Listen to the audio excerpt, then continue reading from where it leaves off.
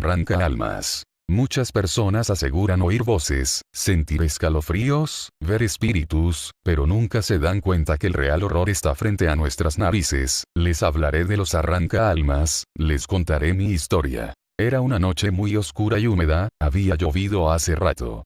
Yo me escondía debajo de mi cobija, mis lágrimas caían sobre mi almohada mientras yo estaba en posición cucharita, haciéndome bolita sobre mi cama. Era el día anterior a un nuevo año escolar, el primero en mi ciudad, acababa de mudarme y esto no era fácil para mí, no me ayudaba la ausencia de mis viejas amistades, mucho menos la discusión de mis padres en la cocina. Tenía miedo, mucho miedo, ¿qué tal si nada sale como creí? ¿Y si todos terminan haciéndome mal como en la otra escuela? No me respondí mis desesperadas respuestas de frustración, me quedé dormida. Lizzie, llegarás tarde a la escuela, no querrás hacerlo en tu primer día. Daba igual. Ya voy, mamá. Siempre había tenido la habilidad de levantarme inmediatamente de la cama, era como un superpoder. Me alisté con manos temblorosas y al terminar, mi papá me acompañó a la escuela. Me miré por el espejo electrovisor, me dije que iba a ser un buen día. Mal. Llegué al colegio, las personas me miraban mal, muy mal, sentía como si me comían con sus miradas. Y se preguntarán lo que estarían mirando. No era nada más y nada menos que mi estatura, mi burlona y baja estatura de minion, literal. Terminé con heridas en mí. Físicas. No, peor. Me habían herido con sus palabras, todos. Las burlas subían día a día, y mis notas bajaban como mis ganas de vivir. Necesitaba ayuda, una mano, al menos una palabra amigable. Pero no, nada, eso me hacía sentir peor. Mis padres no estaban en casa, siempre salían temporalmente debido a sus trabajos y cuando llegaban, ni siquiera se acordaban de mi estúpida existencia y fue cuando me pregunté, ¿valdrá la pena seguir? Sí, pero en mi caso era un no absoluto, y fue ahí donde comencé a rasgar mis muñecas como de una hoja de papel se tratara. Cortarme se había vuelto una costumbre, como escuchar las palabras negativas de las personas cada día, pero nunca había podido superarlas, me seguían doliendo. Era un fastidio vivir con eso, como si mi vida dara vueltas y vueltas. Muy pronto las cosas que antes amaba dejaron de gustarme, dejé de sonreír, excepto esa vez que me habían llevado a psicología por mi extraña actitud y bajas calificaciones, pero a esas personas en verdad no les importaba, la verdad era solo un deber. Los días se volvían eternos. Un día me llenaron de barro, llegué a casa llorando, no había nadie que me consolara, estoy sola, pensé. Si me fuera, ¿quién lo notaría? Si me quedo, dejaría de causarle la molestia a todos en el colegio, dejaría de causarle preocupación falsa a la psicóloga estudiantil, dejaría de hacerle gastar dinero a mis padres por la comida, mi ropa, mi educación, que no llegaría a nada por mis notas. Entonces pensé, ¿por qué debería yo seguir viviendo? Me dirigí a la cocina y agarré la primera cuchilla que vi, me fui a mi cama y me senté reflexionando y estando consciente de lo que estaba a punto de hacer, dejando la cama llena de barro. Esto no es por mí, es por el bien de todos. El frío contacto de la cuchilla rozó mi piel, mi sangre corría a gran velocidad y mi respiración empezó a acelerarse. Vi la sangre brotar de mi muñeca derecha y mis mejillas se humedecieron. La sangre cayó sobre mi uniforme, la sangre se ligó con el barro, apreté mis labios soportando el dolor que poco a poco desaparecía. Miré el techo, esperando a mi fin llegar, cuando llegó, cerré los ojos para nunca abrirlos jamás, nunca, jamás. Vivimos en un mundo en donde los verdaderos transportes de terror es la sociedad, los verdaderos destructores del mundo, los verdaderos arranca-almas. Casi el 100% de los suicidios en adolescentes se debe a las burlas de la sociedad y es por eso que, según muchos, somos llamados arranca-almas. Tú podrías no serlo, cambia el mundo, vívelo, ayuda, aconseja, no seas como ellos son los verdaderos monstruos. Reflexionando con este mensaje haremos un mundo mejor. El ahogado. Hace años, en una de las zonas rurales de Perú, un chico fue a pasar unos días a la casa de verano de su tío, el cual tenía un gran rebaño de ovejas. En la propiedad había un pozo muy profundo que al muchacho siempre le había dado escalofríos. El día que llegó, su tío le encargó que cuidara mucho a sus ovejas, pues en los últimos habían desaparecido algunas y creía que se las estaban robando. Él se tenía que ir a una fiesta, así que dejó al sobrino encargado. Se hizo de noche y el joven se retiró a dormir. Por la madrugada, sin embargo, fue despertado a causa del ruido que hacía una oveja en el establo. Sobresaltado, lo primero que pensó fue que el ladrón andaba haciendo de las suyas de nuevo, así que tomó la escopeta de su tío y salió muy sigilosamente de la casa. Fuera no se veía un alma. De pronto, un sonido profundo brotó del pozo. El chico volteó hacia allí y se quedó paralizado al contemplar cómo una larga silueta salía lentamente de allí. Tenía la forma de una persona, aunque pudo distinguir que las uñas de sus manos eran más largas de lo normal. La criatura se abrió paso hacia donde se encontraban las ovejas y temblando, el muchacho apenas atinó a apuntarle con la escopeta y soltar un disparo, que no pareció afectarle en lo absoluto. Por el contrario, la cosa del pozo reparó en su presencia y empezó a arrastrarse hacia él, provocando que las piernas le temblaran del pánico. Rápidamente tiró el arma y corrió lo más deprisa que pudo, rumbo a una laguna que se encontraba en las cercanías. Los pasos del ente se escuchaban cada vez más cerca de él y su pesada respiración hacía eco como si estuviera suspirando justo encima de su hombro. El joven se arrojó a las aguas del lago, en las que por alguna razón, la criatura no pudo entrar, sino que se quedó de pie junto al borde, observándolo fijamente. La noche era tan negra que el chico no podía distinguirlo con claridad. Estuvo flotando en el agua hasta el cansancio y cuando el amanecer comenzó a aclarar, escuchó como aquello se alejaba arrastrando los pies. Por la mañana, su tío lo encontró fuera de la casa, pálido y tembloroso. Su semblante se convirtió en uno de terror al escuchar lo que había ocurrido por la noche. Sin decir una palabra, fue al pueblo a buscar la ayuda de algunos hombres. Iban a drenar el pozo. Una vez que hubieron sacado hasta la última gota de agua, se aventuraron a bajar y lo que encontraron en el fondo los dejó lívido. Frente a ellos se encontraba el cuerpo sin vida de un hombre desconocido, en tal estado de descomposición que sería imposible identificarlo. Lo único que parecía intacto en él eran sus uñas, unas uñas bastante largas y curvadas como garras. Viajando en tren. Hoy fue un día muy largo y arduo en el trabajo. A pocos minutos de la medianoche, me encontraba en la estación del tren, esperando que éste pasara para poder regresar a casa. La penumbra era tal, que únicamente podía distinguir un par de metros delante de mí, iluminados por el diminuto foco que alumbraba el andén. Para suerte mía, no tuve que esperar demasiado. El tren llegó y en el mismo instante en que las puertas se abrieron, me metí en el vagón a toda prisa. No me extrañó ver únicamente a otros dos pasajeros en el compartimiento, por la hora, no era algo raro el hecho de que este fuera prácticamente vacío. Uno de ellos se encontraba fumando un cigarrillo. El lugar entero apestaba a humo. Le dio una larga calada y me miró fijamente, mientras yo elegía un asiento. Cuando me sentí, decidí enfocarme en el otro sujeto que nos acompañaba, sentado al lado opuesto del fumador. A pesar de que se encontraba a pocos metros de distancia de mí, era difícil distinguir sus facciones, debido a la gruesa sudadera con capucha que llevaba puesta. No obstante, sus ojos sí que puedo verlos. Uno de ellos era normal y el otro, completamente rojo. Me tensé. Me miraba como si estuviera molesto. Intenté sonreír para cortar la tensión y luego volteé hacia la ventana, intentando ignorar la pesada sensación de su mirada. Las luces del vagón parpadearon antes de apagarse completamente. Les pedimos disculpas por las molestias, dijo una voz por medio del intercomunicador, este inconveniente será reparado mañana. Nervioso, traté de relajarme, intentando convencerme de que no había por qué temer a la oscuridad. Después de todo era ya un adulto, un tipo bueno que trabajaba y pagaba impuestos. Las luces regresaron. Sin darme cuenta había cerrado los ojos. Los abrí, solo para descubrir que el escalofriante ojo de ese tipo ahora estaba a 2 asientos de distancia. Con desconcierto, miré al sujeto del cigarro, quien siguió fumando como si nada hubiera ocurrido. Las vías del tren se pusieron a rugir. Me sentía demasiado asustado como para sostenerle la mirada a ese hombre.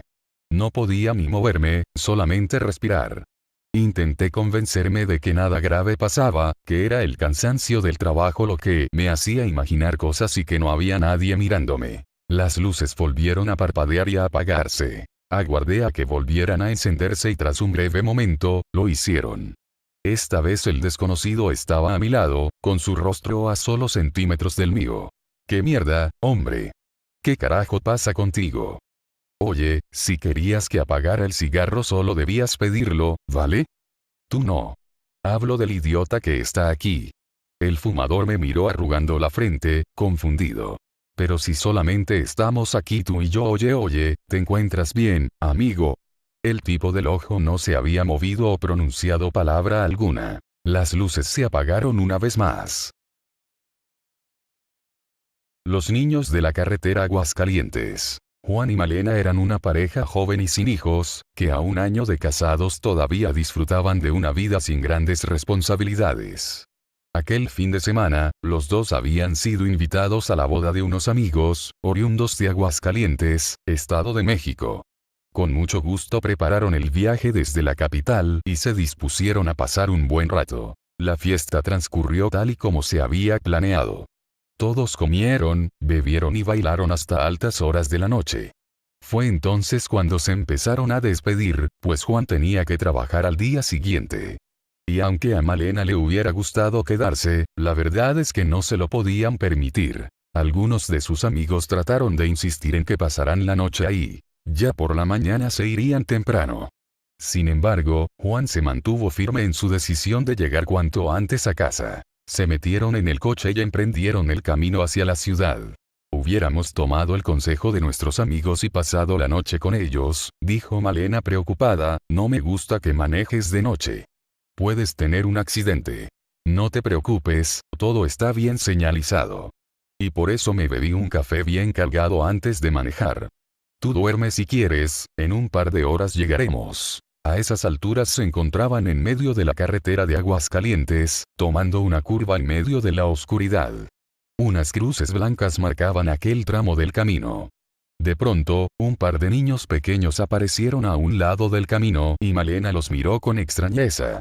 El mayor de ellos no tendría más de 6 años mientras que el más pequeño, debía tener 4 o 5. ¿Qué harían unos chicos tan pequeños a esas horas, en una carretera tan concurrida y sin sus padres? La mujer prefirió ignorar estas dudas, sobre todo porque en cuestión de minutos, los dejaron atrás. Solo esperaba que se encontraran bien. Unos cuantos metros más adelante, un fétido olor se extendió en el vehículo y Malena y Juan se miraron asombrados. No tenían idea de dónde podía provenir. Como pudo, Juan detuvo el auto y miró hacia atrás. Justo detrás del carro, vieron a los dos niños que Malena había observado más atrás.